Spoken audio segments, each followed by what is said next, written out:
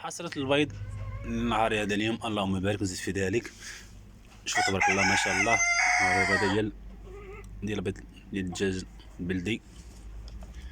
وهاد البيضه اللون ديالها ازرق ديال البطه، اللهم بارك.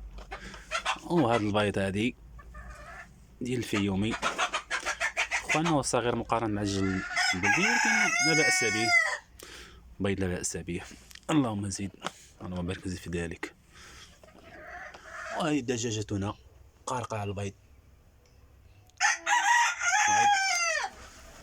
وهذه ان شاء الله قريبة تخرج، بقات لها واحد 3 ايام 4 ايام تخرج ان شاء الله قارقة. هاهي شي 3 ايام هكاك ولا 4 ايام ان شاء الله تخرج الفريخات. هذا حاصل البيض ديال البلدي.